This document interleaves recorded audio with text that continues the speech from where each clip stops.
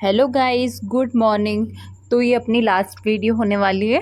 अरे टेंशन मत लो, केमिस्ट्री की लास्ट वीडियो नहीं है, मतलब पीडीएफ फॉर्मेट पे लास्ट वीडियो होने वाली है। इसके बाद में हैंड रिटन नोट से आपको पढ़ाया करूँगी, ठीक है। तो इसके अंदर हमने लास्ट लेक्चर में यहाँ तक का टॉपिक कवर कर लिया था। आज का टॉपिक कंप्लीट करते हैं। देख, सबसे पहले कार्बनिक अभिक्रियाओं के प्रकार। जो कार्बनिक अभिक्रियाएं होती है ना, वो 4 प्रकार की होती है, ठीक है। 4 प्रकार के अंदर पहला योगात्मक अभिक्रियाएं, प्रतिस्थापन अभिक्रियाएं, निराकरण या विलोपन अभिक्रियाएं तथा पुनर्व्यास अथवा समावयवीकरण अभिक्रियाएं, ठीक है। अब देखो, सबसे पहले कार्बनिक अभिक्रियाओं के प्रकार की अगर हम बात करते हैं तो कार्बनिक अभिक्रियाएं मुख्यतः 4 प्रकार की होती है ना। तो योगात्मक अभिक्रियाएं कौन सी होती है, पहले वो देख लेते हैं। तो ये वो अभिक्रियाएं होती है जिनके अंदर क्या होता है ना, पदार्थ के असंतृप्त बंधों पर किसी अणु का योग हो जाता है।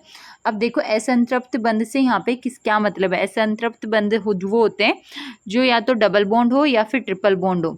जैसे यहाँ पे कार्बन डबल बॉन्ड कार्बन है ना एथीन में, तो ये असंतृप्त बंध होते हैं। जो सिंगल बॉन्ड होता है वो संतृप्त बंध कहलाता है।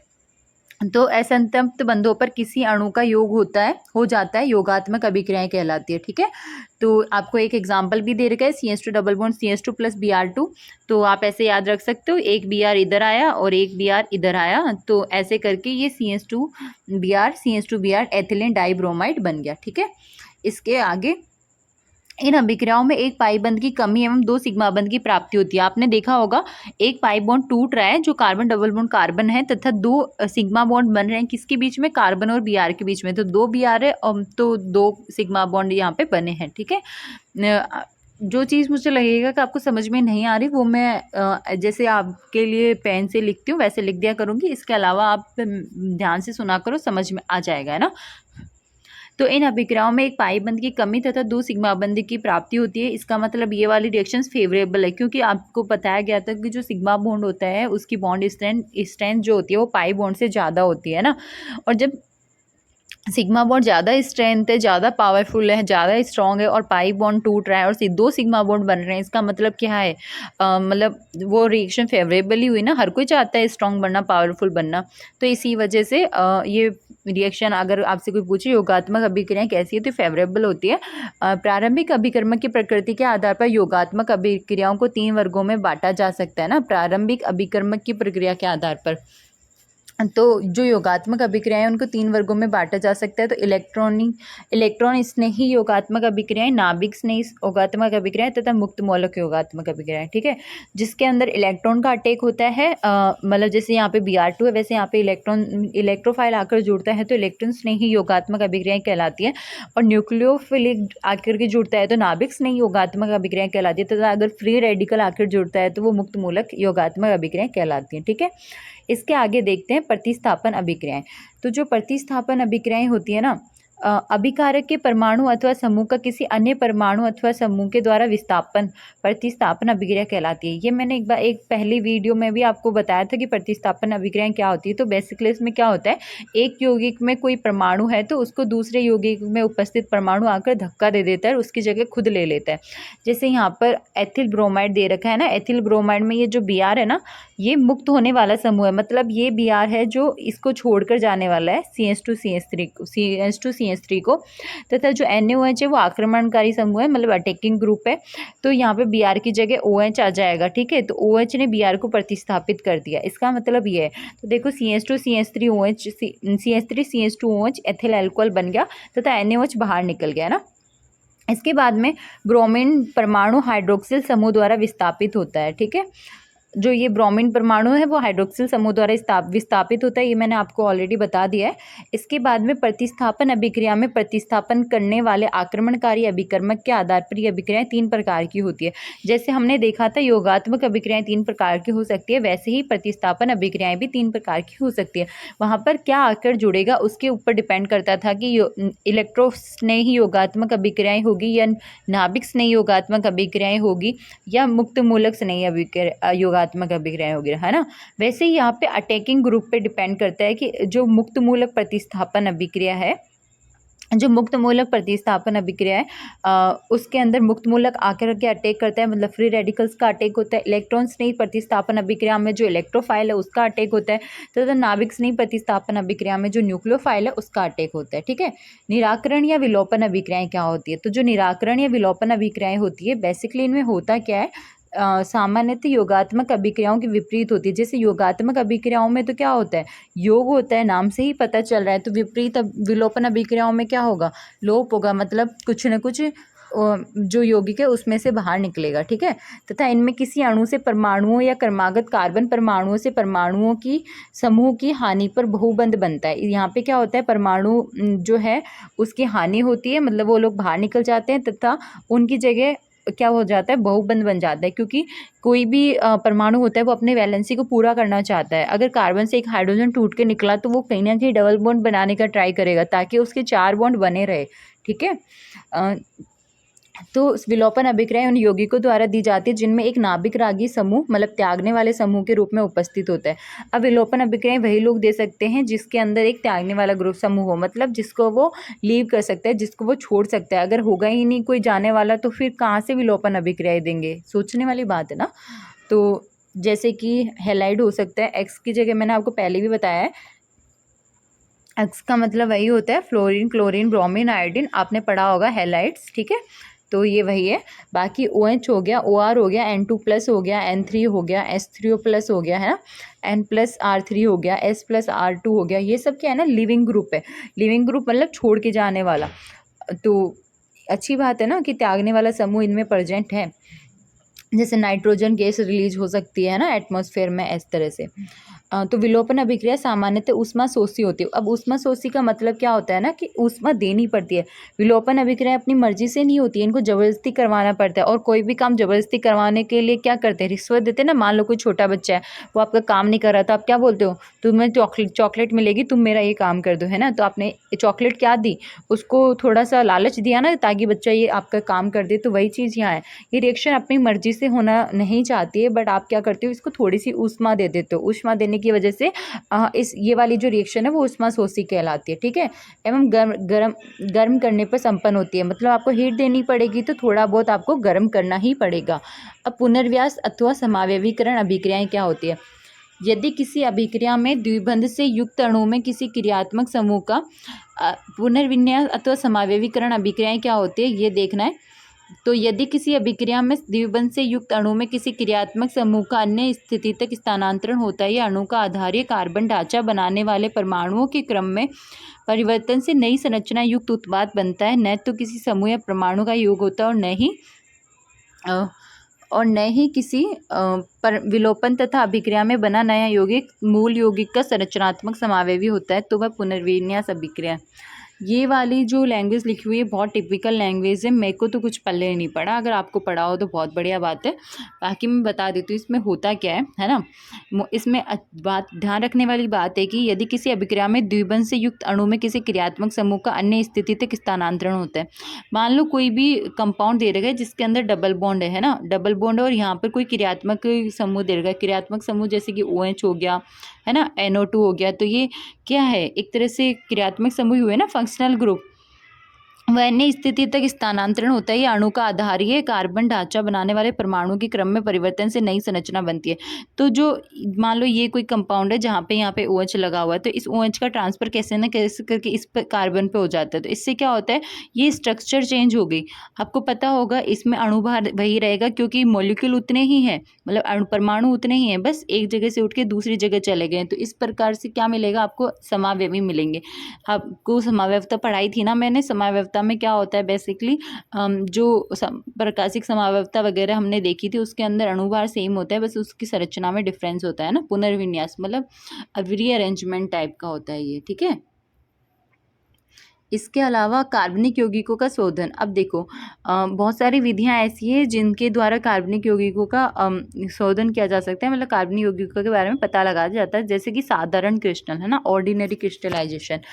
तो यहाँ इन टॉपिक से क्वेश्चन कम ही पूछे जाते हैं, बट फिर भी अब देख ही रहे हैं तो थोड़ा सा ध्यान इन पे भी दे ही लेते हैं। साधारण क्रिस्टल, तो यह ठोस कार्बनिक यौगिकों के शोधन की सबसे सामान्य विधि है। अगर आपसे कोई पूछ ले गलती से कि ठोस कार्बनिक यौगिकों के शोधन की सबसे सामान्य विधि कौन सी है? तो याद रखना वो साधारण क्रिस्टलन होता है। ये इस तथ्य पर आधारित है कि कुछ कार्बनिक यौगिक कमरे के ताप पर विलायकों में आंशिक विलेयी होते हैं और विलेयिता ताप में वृद्धि के साथ बढ़ती है। मतलब अगर आप ताप बढ़ाओगे ना तो उसकी विलेयिता भी बढ़ती है, ये तो आपको पता ही होगा। जैसे चीनी आप किसी पानी में घोल रहे हो तो एक टाइम के बाद में वो घुलती नहीं है, बट आप अगर उसको हीट कर दो पानी को तो गर्म पानी में आप एक्स्ट्रा चीनी भी घोल सकते हो, है ना। जैसे चाशनी बनाते हैं बहुत से लोग, या आपने किचन में कभी देखा होगा, तो हीट करने पर विलेयिता बढ़ जाती है। उसी तरह से क्या होता है ना कि कुछ कार्बनिक यौगिक ऐसे होते हैं जो कि रूम टेम्परेचर पे, मतलब नॉर्मल 25 डिग्री सेल्सियस पे क्या होते हैं ना कि आंशिक विलेय होते हैं, मतलब पार्शियल विलेय होते हैं। किसमें? विलायक में, मतलब सॉल्वेंट में। तो क्या होता है, अगर टेम्परेचर बढ़ा दें तो उसकी विलेयिता बढ़ जाएगी। इस वाले तथ्य पर, मतलब इस वाले कॉन्सेप्ट पर वो लोग क्या करते हैं, क्रिस्टलाइजेशन करते हैं उनका, ठीक है, और क्रिस्टल प्राप्त कर लेते हैं। तो इस तरह से जो ठोस कार्बनिक यौगिक होते हैं ना, उन्हीं का शोधन किया जा सकता है ओनली। अब परभाजी क्रिस्टलन फ्रैक्शनल क्रिस्टलाइजेशन, यह विधि उन ठोस कार्बनिक यौगिकों के शोधन में प्रयुक्त होती है जिनमें ऐसी अशुद्धियां होती हैं जो समान विलायक में कार्बनिक यौगिकों से विलेयिता में भिन्न होती है, ठीक है। तो ये जो अशुद्धियां होती है ना, मान लो कोई भी है तो ये पूरी तरह से प्योर नहीं है, इसके अंदर अशुद्धि देखने को मिलती है, तो जो समान विलायक में कार्बनिक यौगिकों से विलेयिता में भिन्न होती हैं, ठीक है। और कम विलेयी पदार्थ पहले क्रिस्टलित हो जाते हैं। इसके अंदर क्या होता है, जो कम विलेयी पदार्थ होते हैं वो तो पहले क्रिस्टलाइज हो जाते हैं, क्योंकि जो विलेय ही नहीं होगा, जो घुलेगा ही नहीं, तो उसके तो क्रिस्टल आपको इजीली अवेलेबल हो ही जाएंगे ना, इसी वजह से। तो उदरोपातन जो होती है वो एक प्रकार की उदरोपातन भी एक प्रकार की प्रोसेस ही है। इसके अंदर क्या होता है, इसके अंदर ये उनके लिए फ़ायदेमंद है जो कि बिना द्रव अवस्था के ही बिना द्रव अवस्था से ठोस अवस्था में आए ही वाष्प अवस्था में बदल जाता है ना। मतलब ये आपको ठोस में मिलेंगे और ठोस के बाद में डायरेक्ट वाष्प अवस्था में। अदरवाइज आपने देखा होगा ठोस से पहले द्रव में और द्रव के बाद में वो वाष्प में कन्वर्ट होते हैं। बट क्या होता है ना कि उदरपातन में जो सब्लिमेशन होती है, सब्लिमेशन एनर्जी अगर किसी भी चीज़ को दी जाए, मतलब किसी भी पदार्थ को दी जाए, तो वो डायरेक्ट ठोस से क्या होता है, गैस में कन्वर्ट हो जाता है बिना द्रव अवस्था में आए हुए। और जब वाष्प ठंडी हो जाती है तो वो वापस से ठोस अवस्था में कन्वर्ट हो जाता है। ऐसा नहीं है कि आप वाष्प को ठंडा करोगे तो वो द्रव अवस्था में आएगा, नहीं, वो द्रव अवस्था में नहीं आएगा, वो ठोस से वाष्प अवस्था में गया था और वाष्प से ही द्रव अवस्था में आ जाएगा। यह विधि उन पदार्थों के शोधन के लिए प्रयुक्त होती है जो गर्म करने पर अवाष्पशील अशुद्धियों से उद्रपातित हो जाते हैं। मतलब जो अवाष्पशील अशुद्धियाँ, मतलब अब देखो कोई आपने गर्म करा है ना किसी भी पदार्थ को, तो जो वो वाष्प सील था, तो जो गर्म करने पर जो उड़ गया है ना, जो वाष्प में बदल गया, इसका मतलब वो शुद्ध मटेरियल हो गया, मतलब वो प्योर हो गया जो आपको चाहिए था। इसके अलावा अगर उसमें अशुद्धियाँ जो इम्प्योरिटीज़ है वो अवाष्पशील है ना, तो वो उसके अंदर मतलब वाष्प में कन्वर्ट होगी नहीं। इसका मतलब वो अगर आप मान लो किसी बर्तन के अंदर उसको पदार्थ को, पूरे मटेरियल को जिसमें अशुद्धियाँ भी हैं और प्योर भी है, मिक्सचर बना हुआ है, उसको आप गर्म कर रहे हो, तो जो प्योर है, जो ओरिजिनल है, वो तो वाष्प में कन्वर्ट हो जाएगा, बट जो अशुद्धियाँ रह जाएगी क्योंकि वो अवाष्पशील है, वो वाष्प में कन्वर्ट नहीं होंगी, तो क्या होगा, वो उसी बर्तन में आपको मिल जाएंगे ना। तो इस तरह से क्या हुआ, जो आपको प्योर सब्सटेंस चाहिए था उसको आपने अलग कर लिया, है ना। और इसके एग्जाम्पल क्या क्या हो सकते हैं, इसके एग्जाम्पल है कपूर हो गया, नैफ्थलीन हो गया, एंथ्रासीन हो गया, है ना, एंथ्राक्विनोन हो गया, बेंजोइक अम्ल हो गया, थैलिक एनहाइड्राइड हो गया, एक्सेट्रा। इन सभी को क्या है ना, उदरपातन की अभिक्रिया से मतलब इनको प्राप्त किया जा सकता है शुद्ध फॉर्म में, क्योंकि कपूर वगैरह इनको आप गर्म करोगे। आपने घर में भी अगर कपूर जलाई है पूजा के टाइम पे या आपने यूज़ में लिए, तो आपने देखा होगा जो कपूर होती है वो डायरेक्ट वाष्प में कन्वर्ट हो जाते हैं, मतलब डायरेक्ट जल के गैस में ही कन्वर्ट होती है। ऐसा नहीं है कि कपूर पहले पिघलती है, द्रव में कन्वर्ट होगी और उसके बाद में वो वाष्प में कन्वर्ट होती है, ऐसा कुछ भी नहीं होता है, ठीक है। नेफ्थलीन हो गया, एंथ्रासीन हो गया, आपने नेफ्थलीन वगैरह देखा होगा। अगर आपने केमिस्ट्री लैब में गए होंगे तो ये चीज़ें तो पड़ी रहती हैं, थोड़ा बहुत आइडिया तो होना चाहिए आप लोगों को, आखिरकार आप लोग 11th-12th करके आए हो, है ना। क्योंकि बीएससी एमएससी करी हो तो ठीक है, नहीं तो 11th-12th तो की ही है, क्योंकि 12th करने के बाद ही ये वाला आप पेपर दे रहे हो, तो थोड़ी बहुत नॉलेज आपको पहले से होनी चाहिए। साधारण आसवन ऑर्डिनरी डिस्टिलेशन, यह विधि इस सिद्धांत पर आधारित है कि नियत दाब का मतलब है कांस्टेंट प्रेशर, ठीक है, मतलब दाब ना तो बढ़ रहा है ना घट रहा है, जितना है उतना ही रह रहा है ना। दाब पर प्रत्येक शुद्ध द्रव एक निश्चित ताप पर उबलता है। अगर आपने टेम्परेचर मतलब प्रेशर को कांस्टेंट कर दिया तो एक निश्चित टेम्परेचर पे, है ना, मतलब एक डेफिनेट टेम्परेचर पर ही द्रव उबलता है, जो इसका क्वथनांक कहलाता है। आपसे अगर कोई पूछे बॉइलिंग पॉइंट क्या है, तो आपको पता है ना, आप किसी भी पदार्थ को गर्म कर रहे हो तो जब उसमें उबाल आने लग जाए ना, वही उसका बॉइलिंग पॉइंट होता है। जो द्रव बिना अपघटित हुए अवाष्पशील अशुद्धि देकर उबलते हैं, उनके शोधन के लिए ये विधि प्रयुक्त होती है। यह विधि किनके लिए यूजफुल है? उनके लिए जो कि बिना अपघटित हुए अवाष्पशील अशुद्धि देकर उबलते हैं, मतलब वो टूटे ना, है ना। अगर मान लो वो अब जैसे हैं वैसे रहे ही नहीं, अपघटित हो गए, तो फिर क्या मिलेगा आप लोगों को, है ना। इसी वजह से बोला गया कि वो अपघटित नहीं होने चाहिए। प्रभाज्य आसवन फ्रैक्शनल डिस्टिलेशन, यह विधि निकट क्वथनांक वाले दो या अधिक वाष्पशील द्रवों के मिश्रण जैसे एसीटोन के लिए, ये प्रभाज्य जो आसवन होता है फ्रैक्शनल डिस्टिलेशन, ये उनके लिए हेल्पफुल है या उनके लिए अच्छा होता है जिनके क्वथनांक सेम सेम से होते हैं, और ये एक मिक्सचर सा होता है ना। जैसे कि यहाँ पे एसीटोन और मेथनॉल का मिक्सचर ले लिया, तो अब इनको अपन अलग कैसे करेंगे? तो इनके देखो, एसीटोन का जो बॉइलिंग पॉइंट होता है वो 60 डिग्री सेल्सियस होता है। इसके अलावा जो मेथनॉल का बॉइलिंग पॉइंट होता है वो 65 डिग्री सेल्सियस होता है, ठीक है। तो क्या करा ना, इनको बॉईल करा, तो जिसका बॉइलिंग पॉइंट पहले आ जाएगा, मतलब जिसका बॉइलिंग पॉइंट पहले आ जाएगा, ऑब्वियस है कि वो उतने टेम्परेचर पे वाष्प में कन्वर्ट हो जाएगा, है ना। तो वाष्प में जब कन्वर्ट हो जाता है तो उसको उस वाष्प को अलग से फ्लास्क में मतलब कलेक्ट कर लिया जाता है, और उसको इस तरह से दूसरे फ्लास्क में ट्रांसफ़र कर लेते हैं। और जिसका बॉइलिंग पॉइंट ज़्यादा होता है, मतलब जिसका टेम्परेचर ज़्यादा है, तो हम उस टेम्परेचर तक हमने टेम्परेचर बढ़ाया ही नहीं, तो वो ना उसी फ्लास्क में रह जाता है। ये चीज़ मैं आपको समझा देती हूँ थोड़ा सा। प्रभाज्य आसवन में क्या होता है ना, कि जैसे मान लो एक ये फ्लास्क है, इसके अंदर पूरा मिक्सचर भरा हुआ है ना। जैसे मान लो इसमें एसीटोन तथा मेथनॉल दोनों का मिक्सचर भरा हुआ है। आप यहाँ से हीट कर रहे हो, है ना, आपने इसको गरम करा, तो गरम करने पे क्या होगा ना, वाष्प बन जाएगी। तो वाष्प सबसे पहले उसकी बनेगी जिसका बॉइलिंग पॉइंट कम होगा, क्योंकि आप टेम्परेचर धीरे धीरे बढ़ा रहे हो, तो पहले 60 डिग्री सेल्सियस आएगा, उसी के बाद तो 65 डिग्री सेल्सियस आएगा ना। ये तो कॉमन सेंस वाली बात है। तो 60 डिग्री सेल्सियस पे क्या होगा ना, ये बॉयल होना शुरू होगा। तो सबसे पहले जो वाष्प बनेगी, मान लो वो एसीटोन की बनी, तो एक नली होती है ऐसे जुड़ी हुई, अगर आपने कभी लेब में देखा होगा तो ये बिल्कुल मतलब प्रैक्टिकल ही है एक तरह से। तो दूसरे फ्लास्क के अंदर इसकी वाष्प को कलेक्ट कर लिया जाता है ना, तो इसके अंदर एसीटोन की वाष्प आ गई है ना। अब इसके अंदर क्या बचा है, जिसका 65 डिग्री सेल्सियस था क्वथनांक, मतलब जो मेथनॉल है वो इसी में रह जाएगा। तो आप लोगों को करना भी क्या था, आप लोग यही तो चाहते थे कि ये जो मिक्सचर है ये अलग अलग हो जाए, तो हो गए ना अलग अलग। तो यही होता है प्रभाज्य आसवन, ठीक है। अब हम लास्ट देखते हैं, समानित दाब पर आसवन या निर्वात आसवन, डिस्टिलेशन अंडर रिड्यूस्ड प्रेशर और वैक्यूम डिस्टिलेशन, है ना। तो कुछ कार्बनिक यौगिक ऐसे होते हैं जिनको यौगिक क्वथनांक तक गर्म करने पर अपघटित हो जाते हैं। क्वथनांक हाँ, मतलब जैसे कि प्रभाज्य आसवन में तो क्या हुआ था, जब क्वथनांक तक उनको गर्म किया था तो वो वाष्प में कन्वर्ट हो गए थे, तो अपन ने ट्रांसफ़र कर लिया था। बट कुछ कार्बनिक यौगिक ऐसे होते हैं कि अगर उनके बॉइलिंग पॉइंट तक आपने गर्म कराया है, तो वो वाष्प में कन्वर्ट होने की जगह बजाय क्या होते हैं, अपघटित हो जाते हैं, मतलब वो टूट जाते हैं। इसलिए ऐसे यौगिक को साधारण आसवन द्वारा शुद्ध नहीं किया जा सकता, है ना।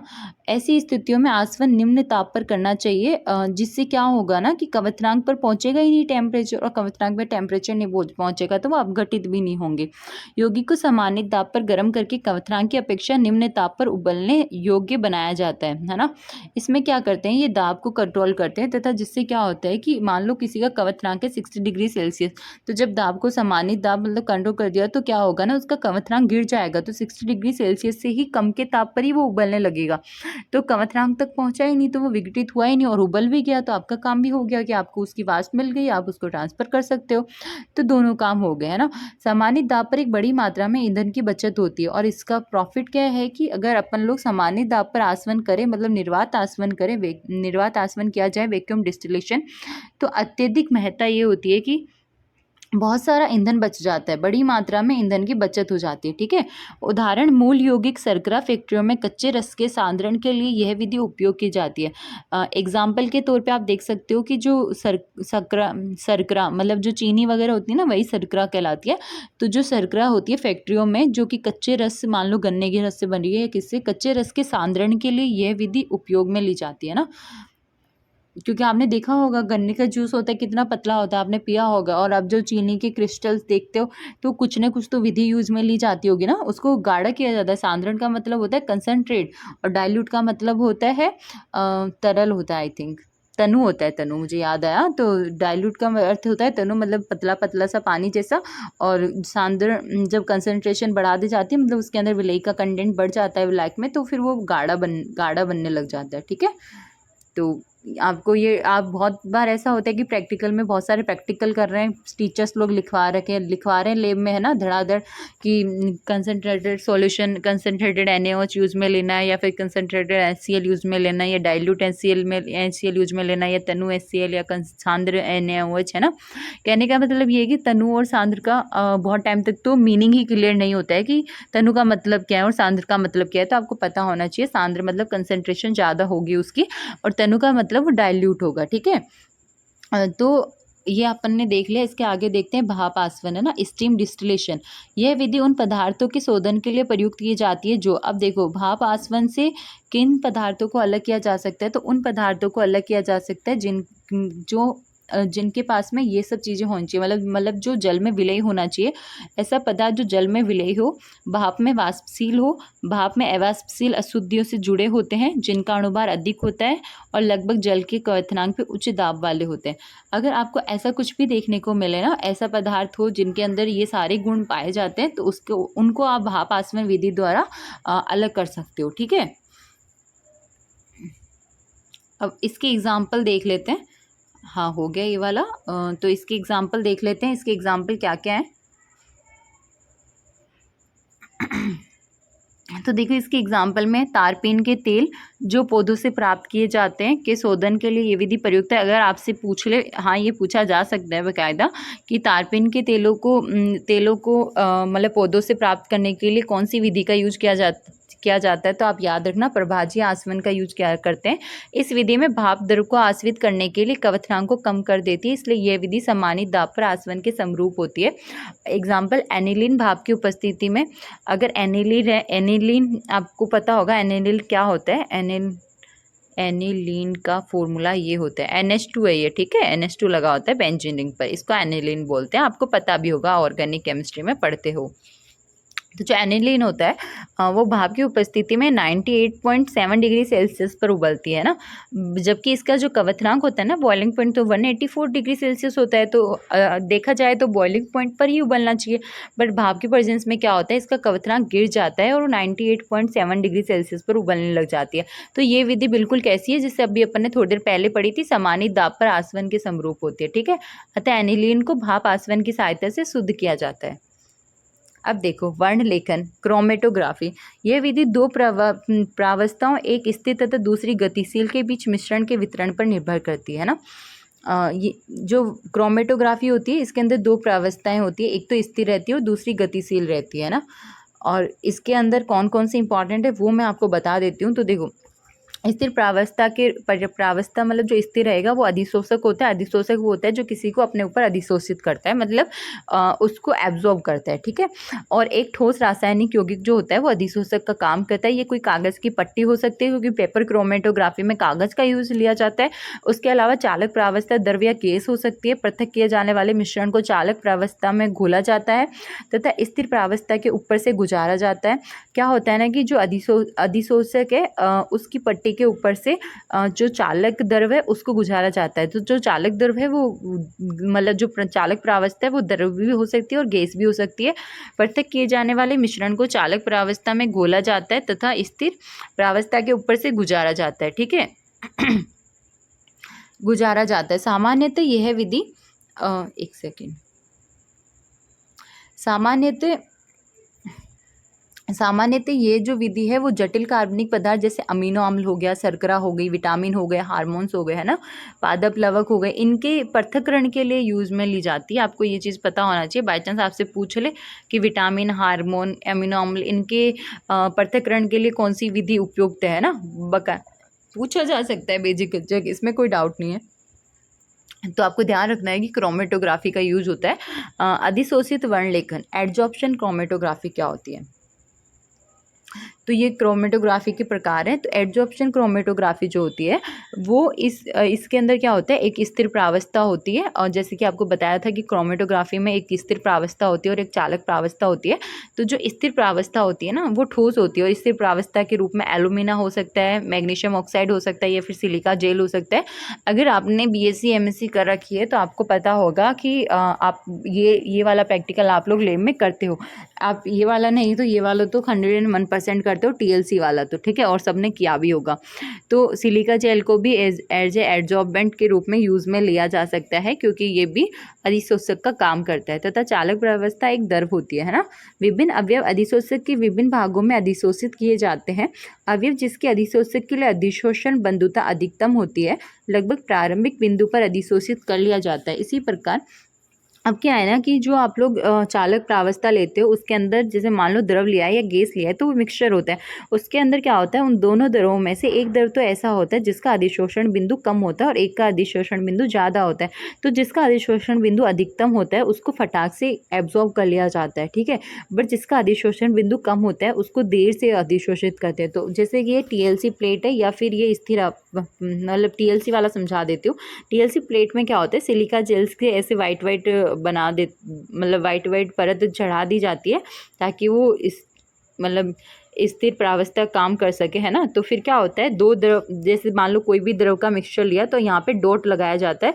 तो डॉट लगा के इसको आप जैसे कोई भी बीकर वगैरह होता है तो उसके अंदर डिप कर देते हैं, हल्का सा ही डिप करते हैं ताकि ये यहाँ तक डिप हो कि ये ऊपर, मतलब ये जो द्रव है वो ऊपर की तरफ चलने लग जाए ना। तो जब इसके अंदर दो द्रव का मिक्सचर था तो जो द्रव की अधिकतम मतलब एब्जॉर्ब, ऐसे जैसे यहाँ पे पढ़ा था कि जिसके लिए अधिशोषण बंधुता अधिकतम होगी वो पहले एब्जॉर्ब हो जाएगा ना, मतलब उसकी पहले आपको यहाँ पे कहीं डॉट डॉट दिखाई देंगे, और जिसकी कम होगी ना वो कहीं दूर जाके अधिशोषित होगा, ऐसे, है ना।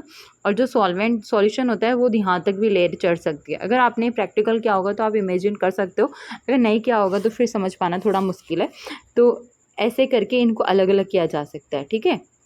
ये बेसिकली ये जो बताया मैंने ये टीएलसी को लेके बताया था। बट हाँ, क्रोमेटोग्राफी में यही चीज़ होती है कि एक स्थिर प्रावस्था हुई, एक चालक प्रावस्था हुई, ऐसे ऐसे करके अलग कर लिया, ठीक है। तो इसके अंदर जो जिसकी न्यूनतम अधिशोषण बंधुता होती है वो दूरस्थ बिंदु पर होता है, ये मैंने आपको बता दिया। इस प्रकार स्तंभ के विभिन्न भागों पर विभिन्न पट्टियाँ, क्षेत्र या वर्णलेख बनते हैं। फिर अधिशोषित अवयव उचित विलायक की सहायता से निष्कासित कर लिए जाते हैं। पतली परत वर्णलेखन, टीएलसी बहुत इंपॉर्टेंट है, आपसे पूछा जा सकता है कि टीएलसी मतलब टीएलसी में किसका यूज़ होता है, तो सिलिका जेल का यूज़ होता है टीएलसी में। इस विशेष ये एक प्रकार का उदाहरण ही है जिसमें कांच की पट्टी पर अधिशोषक की पतली परत चढ़ाई जाती है, जैसे कि मैंने आपको बताया था अभी। विभाजन वर्णलेखन, इसमें स्थिर प्रावस्था ठोस या द्रव हो सकती है जबकि चालक प्रावस्था द्रव होती है ना। इसके अंदर मतलब आपको यही ध्यान रखना है कि पार्टीशन क्रोमेटोग्राफी में जो स्थिर प्रावस्था होती है वो तो ठोस या द्रव हो सकती है। अभी जैसे आपने ऊपर वाली क्रोमेटोग्राफी में पढ़ा था, मैंने आपको बताया था कि उनमें जो स्थिर प्रावस्था होती है वो ठोस ही होती है, वहाँ द्रव नहीं होती है। जबकि वो जो चालक प्रावस्था है वहाँ पे द्रव भी हो सकती है और गैस भी हो सकती है। बट पार्टीशन क्रोमेटोग्राफी ऐसी है जिसके अंदर जो प्रावस्था है, स्थिर प्रावस्था है, वो ठोस या द्रव दोनों में से कोई भी हो सकती है, जबकि चालक प्रावस्था ओनली द्रव ही होती है, ठीक है। ये चीज़ ध्यान रखना। तो कागज वर्णलेखन पेपर क्रोमेटोग्राफी जो है वो पार्टीशन क्रोमेटोग्राफी का एग्जाम्पल आपसे देकर पूछा जा सकता है कि पेपर क्रोमेटोग्राफी किस प्रकार की क्रोमेटोग्राफी के अंतर्गत आती है। तो याद रखना ये पार्टीशन क्रोमेटोग्राफी के अंतर्गत आती है। इसमें अधिशोषण स्तंभ एक कागज की पट्टी होती है और आपको पता है कागज की पट्टी ठोस की तरह काम करती है। गैस वर्णलेखन, गैस क्रोमेटोग्राफी, तो देखो जिसके अंदर जो चालक प्रावस्था द्रव है वो तो पार्टीशन क्रोमेटोग्राफी कहलाई, है ना। बट अगर चालक प्रावस्था गैसों का मिश्रण है तो उसको हम गैस क्रोमेटोग्राफी कहते हैं। इसमें और इसमें सिर्फ इतना ही फर्क है कि इसके अंदर चालक प्रावस्था गैस है और इसके अंदर चालक प्रावस्था द्रव है। इसके अलावा कार्बनिक यौगिकों का गुणात्मक विश्लेषण, तो आपने ये वाले टेस्ट तो अपने लैब में करे ही होंगे, ऐसी मुझे उम्मीद है, बाकी पढ़ लेते हैं। कार्बनिक यौगिकों का गुणात्मक विश्लेषण। तो कार्बनिक यौगिक में आपको पता है कार्बन के अलावा हाइड्रोजन भी होता है, ऑक्सीजन भी होता है, नाइट्रोजन, हैलोजन, सल्फर, ये सब भी आपको देखने को मिलते हैं ना। तो क्या होता है ना, एक एक मतलब यदि तत्वों में से एक या एक से अधिक तत्व उपस्थित होते हैं तो क्या होता है ना, टेस्ट करके पता करते हैं कि ये कंफर्म किया जाता है कि इसके अंदर ये वाला है भी या नहीं है। मान लो हाइड्रोजन का टेस्ट किया, हाइड्रोजन है या नहीं है, सल्फर का टेस्ट किया, सल्फर है या नहीं है। इसी तरह से डिसाइड होता है कि हाँ इसके अंदर अंदर प्रेजेंट है या नहीं है। निम्न में से कार्बन, हाइड्रोजन, ऑक्सीजन तत्वों की यौगिकों में उपस्थिति ज्ञात करने के परीक्षण नहीं किए जाते, but nitrogen, sulphur, chloride, bromide, iodide तत्वों की उपस्थिति परीक्षण द्वारा निर्धारित की जाती है। ये चीज़ ध्यान रखना कि किसके लिए टेस्ट परफॉर्म किया जाता है और किसके लिए टेस्ट परफॉर्म करने की कोई नीड नहीं है, ठीक है। तो नाइट्रोजन, सल्फर, क्लोराइड, ब्रोमाइड और आयोडाइड के लिए आपने टेस्ट किए होंगे, याद होगा, टेस्ट ट्यूब लेके घूमते रहते हो हैं लैब के अंदर कि थोड़ा सा ये डाल दो, थोड़ा सा ये डाल दो, ये कलर आना चाहिए या ऐसी फ्लेम आनी चाहिए या फिर ऐसी ऐसा जलना चाहिए। ये टेस्ट आई थिंक हर कोई करता ही है केमिस्ट्री में, तो आपको पता होना चाहिए। कोई ना केमिस्ट्री लैब की याद ताज़ा हो गई क्या? कोई बात नहीं, चलो पढ़ाई कर लो चुपचाप से। गए कॉलेज वाले दिन, अब आप लोग कंपटीशन एग्ज़ाम्स की तैयारी में उतर चुके हो। कार्बन तथा हाइड्रोजन की पहचान किस तरह से होती है? तो कार्बन तथा हाइड्रोजन की पहचान क्या है ना, कि कोई भी कार्बनिक यौगिक होता है तो उसको ऑक्सीकारक पदार्थ जैसे कॉपर ऑक्साइड हो गया, चूर्ण कॉपर ऑक्साइड के साथ में गर्म किया है ना, तो गर्म करने पे क्या हुआ, और यौगिक में उपस्थित समस्त कार्बन तथा हाइड्रोजन जो है ना वो ऑक्सीकृत हो जाते हैं, और इससे क्या होगा, कार्बन डाइऑक्साइड तथा जल बनते हैं। अगर कोई भी कार्बनिक यौगिक है उसको ऑक्सीकारक पदार्थ के साथ में गर्म किया तो आपको CO2 तथा जल देखने को मिलता है, और CO2 और जब जल मिलती है ना, इसका मतलब है कि उसके अंदर कार्बन भी प्रेजेंट और हाइड्रोजन भी प्रेजेंट है। ये चीज़ ध्यान रखना। कार्बन डाइऑक्साइड की पहचान चूने के पानी द्वारा तथा जल की पहचान निर्जल कॉपर सल्फेट के द्वारा कर ली जाती है ना। नाइट्रोजन, सल्फर व हेलोजन का परीक्षण है ना, तो नाइट्रोजन, सल्फर व हेलोजन का परीक्षण किस प्रकार से किया जाता है? तो आपने पढ़ा होगा लेसाने सॉल्यूशन। लेसाने सॉल्यूशन बनाया जाता है सबसे पहले लैब में। आपने देखा होगा कैपिलरी होती है, छोटी सी ट्यूब होती है, जिस टेस्ट ट्यूब होती है ना, टेस्ट ट्यूब जैसी ही होती है पर वो बहुत छोटी सी होती है, क्यूट सी होती है। उसके अंदर है ना थोड़ा सा पदार्थ डालते हैं, मैं अपनी लैंग्वेज में बता देती हूँ, आपको याद आ जाएगा अगर आपने प्रैक्टिकल किया है तो। छोटी सी कैपिलरी होती है जिसके अंदर आप लोग को अपना जो भी जिस भी मिक्सचर का आप टेस्ट कर रहे हो वो उसमें डालते हो। उसके बाद में उसके अंदर सोडियम का पीस डाला जाता है ना। सोडियम का पीस आपको पता है कि खुला नहीं रख सकते वरना आग पकड़ लेते, इसलिए केरोसिन में डिप करके रखना पड़ता है। सोडियम का छोटा सा पीस डालने के बाद में वापस से थोड़ा सा सब्सटेंस और डाला जाता है, फिर उसको होल्डर से पकड़ करके उसको अच्छे से गर्म करा जाता है, मतलब बर्नर पे गर्म करते हैं। बहुत अच्छे से गर्म करने के बाद में उसको सॉल्यूशन रहता है, मतलब सॉल्यूशन मान लो पानी वगैरह, उसके अंदर उसको टेस्ट ट्यूब को डाल दिया, मतलब कैपिलरी को डाल दिया जाता है। इससे क्या होता है, कैपिलरी ब्रेक हो जाती है। जो कैपिलरी के अंदर जो मटेरियल होता है ना, सोडियम और पदार्थ वाला मिक्सचर, वो पानी के अंदर आ जाता है या द्रव में आ जाता है। फिर उसको छान लिया जाता है और अब आगे आने वाले जितने भी टेस्ट होने वाले होते हैं ना, वो उसी सॉल्यूशन को यूज़ में लेके किया जाता है। मैंने आपको अपनी भाषा में समझाया, तो आपको अगर ये प्रैक्टिकल किया होगा तो आपको अच्छे से याद आ गया होगा, इतनी तो मैं गारंटी देती हूँ। और अगर नहीं किया तो कोई बात नहीं, बुक की लैंग्वेज तो पढ़ ही लेते।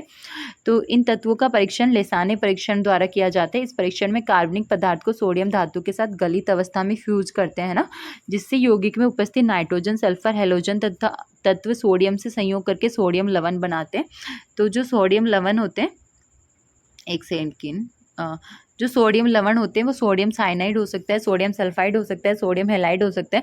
अब कौन सा बनेगा ये आपको कैसे पता चलेगा? टेस्ट करने के बाद में, है ना, क्योंकि साइनाइड का टेस्ट दे रहा है, इसका मतलब सोडियम साइनाइड, मतलब सोडियम साइनाइड बना है और साइनाइड का टेस्ट दे रहा है, मतलब उस वाले कंपाउंड में साइनाइड प्रेजेंट है। अगर सल्फाइड सोडियम सल्फाइड बना और सल्फाइड का टेस्ट दे रहा है, मतलब उस वाले कंपाउंड में सल्फाइड प्रेजेंट है। और अगर सोडियम हैलाइड का टेस्ट दे रहा है, इसका मतलब उसके अंदर कंपाउंड में हैलाइड प्रेजेंट है। तो इस तरह से आप डिसाइड करते हो कि इसके अंदर क्या प्रेजेंट है कंपाउंड में। और आपको याद होगा मिक्सचर बना के दिया जाता है बहुत सारे कंपाउंड्स का मिक्स करके, और आपको बताया नहीं जाता कि इसके अंदर क्या है, आपको ढूंढना होता है कि इसके अंदर कौन कौन से तत्व हैं। तो जो जल में घुलकर आयन देते हैं, इस प्रकार गलित पदार्थ को जल में घोलने से प्राप्त हुए विलयन को सोडियम निष्कर्ष के नाम से भी जाना जाता है। जो लेसाने सॉल्यूशन बनता है उसको सोडियम एक्सट्रैक्ट भी बोला जाता है। तो जो मैंने आपको अपनी लैंग्वेज में समझाया वही बुक में लिखा हुआ है ना, आपको समझ आ गया होगा। अब देखो नाइट्रोजन का परीक्षण तो अपने लेसा ने सॉल्यूशन तो बना लिया, तो अब जितना भी टेस्ट करेंगे ना अपन उसी का यूज करेंगे। तो देखो इसमें लिखा हुआ है एक परख नली में 2 ml सोडियम निष्कर्ष लेते हैं, मतलब सोडियम एक्सट्रैक्ट लिया जाता है, फिर कुछ बूंदे उसमें ताज़ा बने हुए फेरस सल्फेट विलयन की मिलाई जाती है ना। उसके बाद में यदि कोई हरे रंग का अवक्षेप नहीं आता है तब 1-2 बूंद और NaOH डाल देते हैं, अन्यथा नहीं डालते। यदि काला अवक्षेप आता है तब सल्फर उपस्थित है, और अगर काला अवक्षेप नहीं आता है तो इसका मतलब है कि सल्फर उपस्थित नहीं है ना। अगर काला अवक्षेप आए तो ठीक है, अपन कह देंगे सल्फर प्रेजेंट है, बट अगर नहीं आए तो एक बार के लिए उसको विलेन को गर्म करेंगे, फिर ठंडा करेंगे, उसके बाद में वापस से H2SO4 की कुछ बूंदे डालेंगे। तो बूंदे वापस से डालने के बाद में क्या होता है ना, गहरा नीला कलर मिलता है। अगर गहरा नीला कलर या हरा कलर आपको देखने को मिलता है तो इसका मतलब है कि उसके अंदर नाइट्रोजन निश्चित है, ठीक है, क्योंकि सल्फर तो था ही नहीं, है ना, क्योंकि अगर यदि काला अवक्षेप मिला तो सल्फर है, बट नहीं मिला तो है ही नहीं। इसके बाद में क्या करा, विलयन को गर्म किया, फिर ठंडा करा, फिर उसमें तनु H2SO4 की बूंदें डाली। अगर गहरा नीला रंग आया तो क्या होगा, उसमें नाइट्रोजन उपस्थित है, ठीक है। ये कुछ रिएक्शंस है, FeSO4 + 2 NaOH, FeOH का होल्ड वाइज, इसको फेरस हाइड्रोक्साइड कहते हैं। आपको ये चीज़ पता होना चाहिए। फेरस का मतलब होता है Fe+2 और फेरिक का मतलब होता है Fe+3, ठीक है।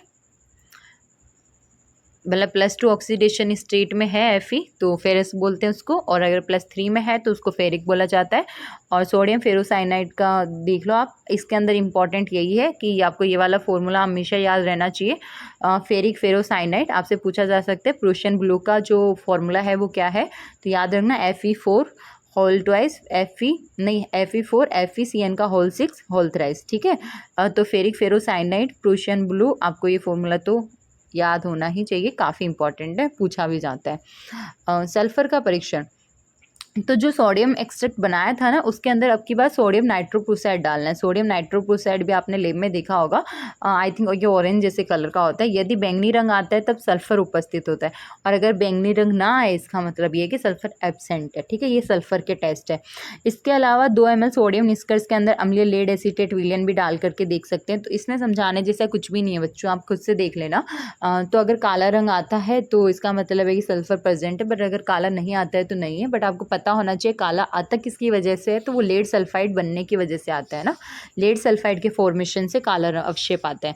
नाइट्रोजन व सल्फर का परीक्षण, तो यदि ये दोनों तत्व साथ साथ उपस्थित हैं तब 2 ml सोडियम निष्कर्ष में कुछ बूंदे फेरिक क्लोराइड की डालते हैं। ऐसा कोई ज़रूरी नहीं है कि नाइट्रोजन होगा तो सल्फर नहीं होगा, या सल्फर होगा तो नाइट्रोजन नहीं होगा, हो सकता है दोनों प्रेजेंट हो, नाइट्रोजन भी और सल्फर भी हो। तो क्या करना है, तब 2 ml सोडियम निष्कर्ष लेते हैं, कुछ बूंदे फेरिक क्लोराइड की डालते हैं ना। फेरिक क्लोराइड FeCl3 होता है। तो लाल रंग का आना, अगर लाल रंग आता है तो नाइट्रोजन व सल्फर दोनों की उपस्थिति प्रकट करता है।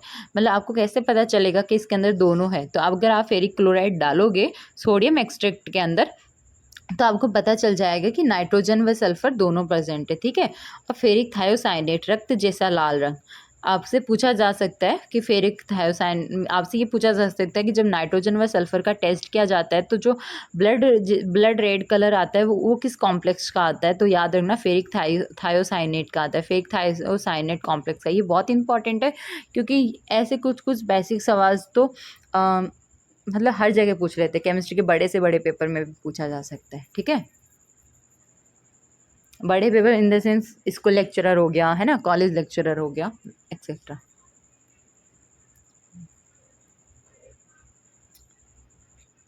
देखते हैं कितना सा बचा है, तो अब ज़्यादा नहीं है, चलो फटाफट ख़त्म करते हैं।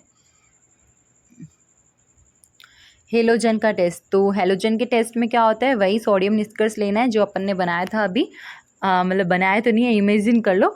उसके अंदर कुछ बूंदे HNO3 की डालते हैं ना, कुछ बूंदे HNO3 की डालने के बाद में अगर उसको उबालते हैं तो सिल्वर नाइट्रेट, देखो सबसे पहले आपने सोडियम निष्कर्ष लिया, किस में लेते हैं ये सब चीज़ें, टेस्ट ट्यूब में लेते हैं, ठीक है। टेस्ट ट्यूब में आपने सोडियम निष्कर्ष लिया, उसके बाद में कुछ बूंदे उसमें HNO3 की डाली। टेस्ट ट्यूब ऐसी होती है, ये इसके अंदर डालते हैं आप सब चीज़ें, ठीक है। तो इसमें 2 ml सबसे पहले सोडियम निष्कर्ष लिया, उसके बाद में इसमें कुछ बूंदे HNO3 की डाली, उसके बाद में इसको गर्म करा, गर्म करने के बाद में सिल्वर नाइट्रेट विलियन डाला इसी के अंदर। फिर उसके बाद में अगर कोई अवक्षेप आता है, अवक्षेप मतलब यहाँ पे आपको ऐसे दिखेगा कुछ भी, है ना, अवक्षेप आता है तब हेलोजन प्रेजेंट है। अगर आपको अवक्षेप मिलता है तो हेलोजन प्रेजेंट है, अगर आपको अवक्षेप नहीं मिलता है इसका मतलब हेलोजन एब्सेंट है, ठीक है। हेलोजन प्रेजेंट हुआ है, अगर अभी तक आपको ये चीज़ पता नहीं चली है कि इसके अंदर कौन सा वाला हेलोजन है, जैसे फ्लोराइड है, क्लोराइड है, ब्रोमाइड है, या कौन सा है ना, ये आप टेस्ट करोगे तब पता चलेगा। बस इतना क्लियर हुआ है कि इसके अंदर हेलोजन है। इसके बाद में HNO3 या एसिटिक अम्ल के साथ उबालने पर NaCN या Na2S अपघटित होकर HCN या H2S बनाते हैं, ठीक है। तो जो गैसों के रूप में दूर हो जाते हैं। अब ये H2S और HCN जो है वो गैसों के रूप में बाहर निकल जाते हैं। अब देखो, मैंने आपको ये तो बता दिया, अगर अवक्षेप मिला तो इतना तो कंफर्म हो गया कि हेलोजन है, पर हेलोजन में भी कौन सा है, क्लोरीन है, ब्रोमीन है या आयोडीन है, तो उनके लिए अलग से टेस्ट करना पड़ता है। तो जैसे कि मान लो अपन को श्वेत कलर का अवक्षेप मिला, वाइट अवक्षेप मिला है ना, तो क्या होगा ना, उसको NH4OH में घोल कर देखेंगे। अगर NH4OH में घुल जाता है ना और तनु HNO3 मिला दिया तो वापस से अवक्षेप बन जाता है। इसका मतलब है कि क्लोरीन निश्चित है, ठीक है, मतलब क्लोरीन 101% प्रेजेंट है। क्या करा आपने, NH4OH में घोल करके देखा, तो NHO3 के अंदर आपने वापस से घोला तो अवक्षेप मिल गया आपको वाइट कलर का, ठीक है, क्योंकि वो घुलनशील है, तभी तो अवक्षेप मिल गया। तो आपको ये चीज़ याद रखनी चाहिए। उसके बाद में ब्रोमीन है। अब ब्रोमीन की बात करते हैं, तो हल्के पीले रंग का अगर आपको अवक्षेप देखने को मिले, इसका मतलब है कि वो ब्रोमीन है ना। जैसे वाइट अवक्षेप देखने को मिलना तो वो क्लोराइड आयन हो गया। ब्रोमीन में हल्का पीले रंग का अवक्षेप देखने को मिलता है, और इसको आप NH4OH में अगर घोलने का ट्राई करोगे तो वो इजीली नहीं घुलेगा, वो कठिनता से घुलेगा, ठीक है, और HNO3 मिलाने पर अवक्षेपित हो जाता है। ये इसका टेस्ट है। अब आप आपसे पूछा आयोडीन का टेस्ट, तो आयोडीन जो है वो इसके अंदर पीला अवक्षेप आपको देखने को मिलता है। इसको आप NH4OH में अगर घोलोगे ना तो ये एविले ही होती है, ठीक है, एविले होता है। आपको ये NH4OH में नहीं घुलेगा। तो आपको बेसिकली इसमें ध्यान क्या रखना है, इसमें ध्यान सिर्फ इतना सा रखना है कि अगर क्लोराइड प्रेजेंट होता है तो वाइट प्रेसिपिटेट मिलता है, ब्रोमीन होता है तो ब्रोमीन के लिए हल्के पीले रंग का प्रेसिपिटेट देखने को मिलता है, और जो आयोडीन होता है उसके लिए आपको पीला प्रेसिपिटेट देखने को मिलता है। तो आधा काम तो तभी हो गया जब आपको ये पता चल गया कि कौन से कलर का प्रेसिपिटेट आपको मिला है ना, उसी से डिसाइड हो जाएगा कि कौन से आयन होने के पूरे चांसेस हैं। इसके बाद में फॉस्फोरस का परीक्षण। तो फॉस्फोरस के टेस्ट में क्या होता है ना कि कार्बनिक पदार्थ को सोडियम पेरोक्साइड के साथ में गलाते हैं। तो जो ऑर्गेनिक मटेरियल है ना उसको सोडियम पेरोक्साइड के साथ में गलाया है ना, और सोडियम पेरोक्साइड के साथ में गला दिया, तो गलित पदार्थ को पानी में घोल लेते हैं। पानी में घोलने के बाद में जो विलयन अपन को मिलता है ना उसको सांद्र नाइट्रिक अम्ल के साथ में उबालते हैं, और जब सांद्र नाइट्रिक अम्ल के साथ में उबाल लिया और उसके बाद में उसमें अमोनियम मोलिब्डेट मिला दिया, तो क्या होता है, पीले रंग का विलयन प्राप्त होता है ना। और अगर पीले रंग का विलयन प्राप्त हो गया तो इसका मतलब है फॉस्फोरस कन्फर्म है। देखो, मुझे भी पता है ये सारे टेस्ट एज इट इज़ याद नहीं किए जा सकते, बट आपको हल्का फुल्का आइडिया होना चाहिए कि कौन से में क्या होता है। बाई चांस थोड़ा सा भी आइडिया रहा तो आपको ऑप्शंस देख के याद आ जाएगा कि इसके अंदर कौन सा आंसर होगा और कौन सा नहीं होगा, ठीक है। पीला अवक्षेप अमोनियम फोस्फोमोलिब्डेट के बनने के कारण आता है। आपको ये पता होना चाहिए कि आपको इतना बड़ा कॉम्प्लेक्स भले ही याद ना रहे, बट एक बार नज़रों से निकलना चाहिए ये कॉम्प्लेक्स, ताकि अगर बाई चांस इससे रिलेटेड कुछ आए तो आपको आपका माइंड कैच कर पाए कि अच्छा फॉस्फोमोलिब्डेट की वजह से पीला अवक्षेप मिलता है फॉस्फोरस के टेस्ट में, है ना। अब कार्बनिक यौगिकों का मात्रात्मक विश्लेषण। तो अभी तक तो अपन को गुणात्मक विश्लेषण देख रहे थे, मतलब जो उनकी प्रॉपर्टीज़ है या जो उनका टेस्ट है उसके आधार पर आप लोग ये बता रहे थे कि इसके अंदर कौन सा आयन होगा, या सल्फर होगा नहीं होगा, नाइट्रोजन होगा नहीं होगा, है ना, क्लोराइड होगा या ब्रोमाइड होगा या आयोडाइड होगा। अब आप लोग ये बताओगे कि कितनी मात्राएं हैं, मतलब कितनी मात्रा में प्रेजेंट है, तो उसको बोलते हैं क्वांटिटेटिव। वो था क्वालिटेटिव एनालिसिस। तो क्वांटिटेटिव में क्या होता है, कार्बन और हाइड्रोजन का निर्धारण के लिए ये वाले दो फॉर्मूले इंपॉर्टेंट है। यहाँ से सवाल पूछा जाए इसकी कोई गारंटी नहीं है, बाकी अपन लोग प्रैक्टिस सेशन लेंगे तो उसमें देखेंगे कि इससे सवाल बनते भी या नहीं बनते, पर फिर भी आप लोग पढ़ लो कि H2O तथा CO2 की मात्रा पूछे तो कार्बन तथा हाइड्रोजन की प्रतिशत मात्रा कैसे निकालते हैं, तो उसका फॉर्मूला यही है कि परसेंट ऑफ, मतलब कार्बन की परसेंट निकालनी है तो 12/44 इंटू CO2 का द्रव्यमान अपॉन यौगिक का द्रव्यमान इंटू 100। तो ये 44 बताऊँ कैसे आया, CO2 का अणुभार निकालना आप लोग। CO2 का कार्बन के लिए 12 होता है, एक ऑक्सीजन के लिए आई थिंक एक ऑक्सीजन के लिए कितना होता है 16 होता है। तो 16 के हम 16 16 दूनी 32, तो 32 ये हो गया और 12 ये हो गया। आप जोड़ लो कितना हुआ, आ गया ना 44। इस तरह से CO2 का अणुभार 44 आता है। इसी वजह से 12 डिवाइड बाई 44 लेकर रखा है, क्योंकि कार्बन के लिए 12 है और CO2 के लिए 44 है, और बाकी इनके द्रव्यमान से इसको मल्टीप्लाई करके 100 कर दिया ताकि अपन को परसेंटेज में आंसर मिल सके।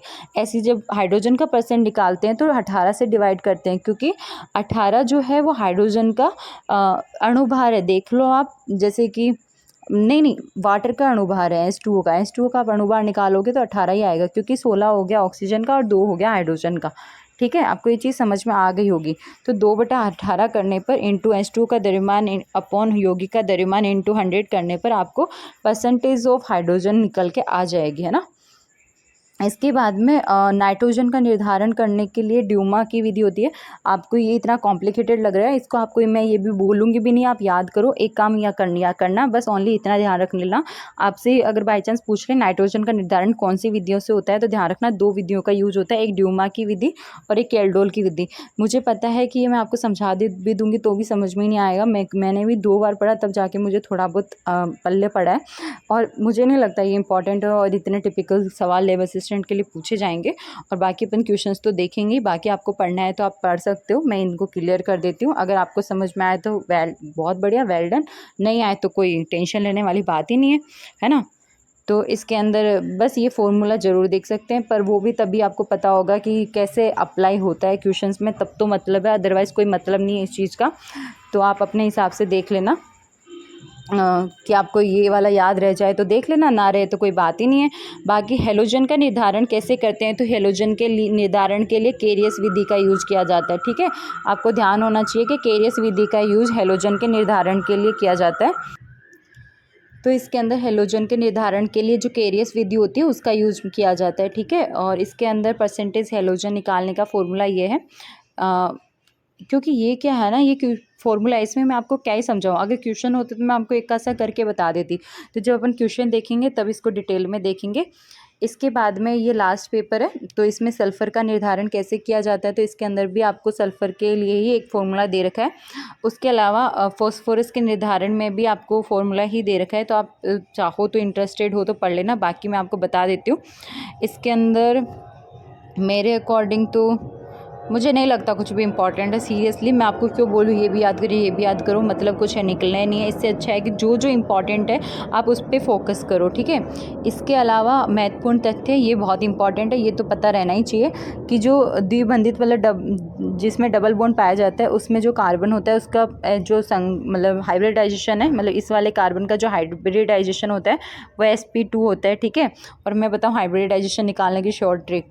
देखो, अगर डबल बॉन्ड है तो यही तो फॉर्मूला होना है, तो आप सिग्मा बॉन्ड काउंट कर लिया करो। इसके अंदर एक ये सिग्मा बॉन्ड है, एक CH के साथ में, तो एक ये सिग्मा बॉन्ड हो गया, एक ये सिग्मा बॉन्ड हो गया।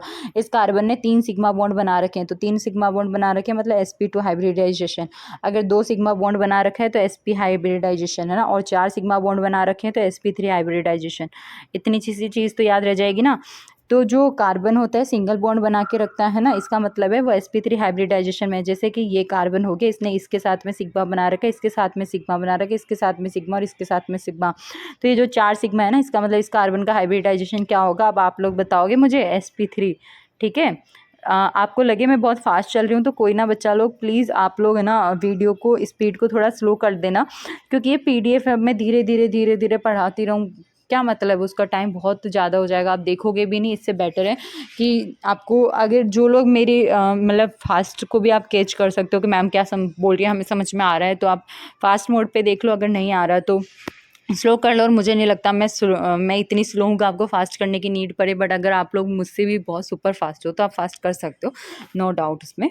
इसके बाद में प्रथम ज्ञात जो कार्बनिक यौगिक था वो यूरिया था। आपको ये जनरल नॉलेज के लिए भी पता होना चाहिए, प्रथम ज्ञात कार्बनिक यौगिक कौन सा था, तो यूरिया था।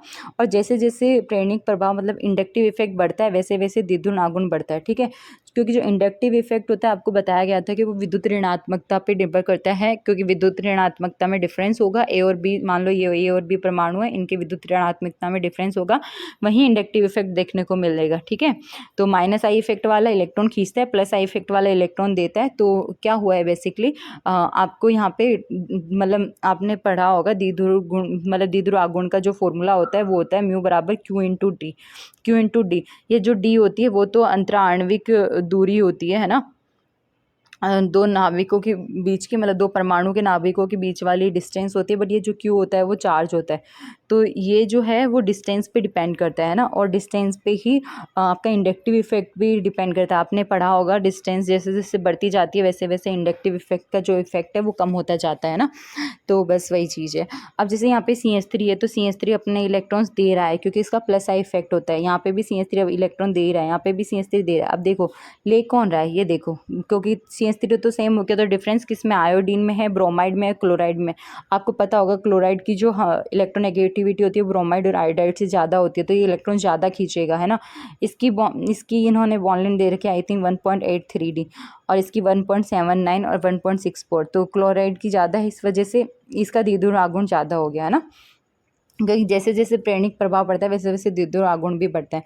एल्काइन अपनी रेखीय संरचना के कारण ज्यामितीय समावयवता नहीं प्रदर्शित करता। अगर आपसे कोई पूछे कि निम्न में से कौन है जो ज्यामितीय समावयवता प्रदर्शित नहीं करता, तो ध्यान रखना एल्काइन जो होता है वो ज्यामितीय समावयवता प्रदर्शित नहीं करता, क्योंकि एल्काइन जो होता है वो इस तरह का होता है, और यहाँ पर इसका हाइब्रिडाइजेशन sp होता है, और इनके बीच में जो कोण होता है वो 180 डिग्री का होता है, और इसकी स्ट्रक्चर रेखीय होने की वजह से ये समावयवता शो नहीं करते हैं। ठीक है, आपको मैंने एल्काइन के बारे में मोटा मोटी जानकारी दे दी है, मतलब जो भी इंपॉर्टेंट सा लगा मुझे। इसके अलावा एल्डिहाइड कीटोन तथा नाइट्रो यौगिकों के अतिरिक्त कुछ एमाइड ऐसे होते हैं जैसे यूरिया, थायोरिया, नाइट्रोफिनोल, जिनके अंदर क्या है चलावयवता मतलब टॉटोमेरिज में पाया जाता है। आपको टॉटोमेरिज मैंने अच्छे से डिटेल में बताया है, तो आप देख लेना वीडियो तो समझ में आ जाएगा। एक इसी वीडियो में बताया एक यौगिक के प्रकाशीय आई थिंक मतलब इसी टॉपिक के सेकेंड लेक्चर में बताया था। एक यौगिक के प्रकाशीय समावयवियों की संख्या उसकी संरचना एवं उस अणु में उपस्थित असममित कार्बन परमाणुओं की संख्या पर भी निर्भर करती है। ठीक है, ये आपने अगर प्रकाशीय की समावयवता पढ़ी है पिछले लेक्चर में थी, तो आपको ये चीज़ समझ में आ जाएगी। दो मिश्रणीय द्रवों के मैं थोड़ा बता देती हूँ। प्रकाशीय समावयवता में अपन ने D और L पढ़े थे, याद आया कुछ, वामावर्त और दक्षिणावर्त वगैरह। वामावर्त घूमे, लेफ्ट साइड घूमे तो L होगा, और राइट साइड घूमे तो डेक्स्ट्रो होगा। डेक्स्ट्रो रोटेटरी मतलब D, लीवो और डेक्स्ट्रो। आपको ऐसे समझ में नहीं आएगा, आप लेक्चर 2 देखना। ठीक है, ये थोड़ा डिटेल में टॉपिक अब एंड में चल रहे हैं, और आप वो लोग पूरा समझाते होते हैं, ऐसा बट तो पॉसिबल नहीं होता। आप वापस जाके देख लेना। और हाँ, वीडियो अच्छी लगी हो तो प्लीज़ लाइक और चैनल को सब्सक्राइब करना। ठीक है, तो दो अमिश्रणीय द्रवों के पृथक्करण के लिए पृथक्करण की प्रयोग में लाया जाता है। अगर आपसे ऑब्वियस है कि दो अमिश्रणीय द्रव है, दोनों एक दूसरे में मिल ही नहीं रहे। जैसे मान लो तेल ले लो, पानी ले लो, कभी भी आप पानी में तेल डाल के देख लेना, तेल तैरता रहता है, कभी भी पानी में नहीं घुलता, तो अमिश्रणीय द्रव के जैसा हो गया। तो उसका पृथक्करण आप कीप के द्वारा कर सकते हो। हेलोजनों का निर्धारण, हेलोजनों का जो निर्धारण है वो बेलेस्टाइन परीक्षण द्वारा भी किया जा सकता है। तो आपको अगर बाई चांस क्वेश्चन देखे पूछे के लिए कि हेलोजन का निर्धारण निम्न में से किस विधि द्वारा परीक्षण द्वारा किया जा सकता है, तो आप याद रखना बेलेस्टाइन अगर ऑप्शन में है तो वो करेक्ट आंसर हो जाएगा। तो ये अपनी लास्ट वीडियो थी जो ऐसे PDF मोड में थी, मतलब बुक से जो मैंने लास्ट टॉपिक पढ़ा है। इसके बाद में जो भी टॉपिक्स या वीडियोस आएंगी वो हैंड रिटन नोट्स आएंगी। नोट्स काफ़ी अच्छे हैं, आपको वो टेंशन लेने की ज़रूरत नहीं है कि समझ में आएगा नहीं आएगा। मैं गारंटी लेती हूँ, हाँ 2-3 दिन एक्स्ट्रा लग सकते हैं, क्योंकि अब बुक से नहीं खुद लिख के उसके बाद में पढ़ाना पड़ेगा, तो मेहनत थोड़ी बढ़ सी गई है। पर कोई ना, जब मैंने आपसे प्रॉमिस किया कि मैं कंप्लीट करवा दूँगी, ट्राई करूँगी जल्दी से जल्दी, तो मैं पक्का अपना प्रॉमिस करूँगी पूरा। तो बस bye bye, thank you, take care, पढ़ते रहिए, मस्त रहिए। और आप लोग पढ़ रहे हो, अच्छी बात है। और अपने जो भी आज आपके जानकार हैं, जो भी लेवल सेशन का एग्ज़ाम दे रहे हैं, जो भी केमिस्ट्री पढ़ते हैं, अब जैसे कि ये टॉपिक है GOC जनरल ऑर्गेनिक केमिस्ट्री, ये टॉपिक आप नीट के बच्चे भी पढ़ते हैं, JEE के बच्चे भी पढ़ते हैं, और ये टॉपिक 11th वाले भी पढ़ते हैं, बेसिक केमिस्ट्री है, क्योंकि 12th वाले भी पढ़ते हैं, जो इसको लेक्चरर है उनको भी पढ़ना पड़ता है, क्योंकि शुरुआत तो NCERT से भी करनी है। तो केमिस्ट्री कहीं पे भी आइए, बहुत डिटेल में ये चीज़ें आपको पढ़ाई जा रही हैं, तो आप इनका फ़ायदा उठाओ। अगर आपका कोई फ्रेंड है जिसको केमिस्ट्री वीक है, जिसको केमिस्ट्री समझ में नहीं आती है, तो उसको सेंड करो, वो भी आपको एक थैंक यू ही बोलेगा। ठीक है, बाय बाय। आपको आई होप सब समझ में आया होगा। टाटा।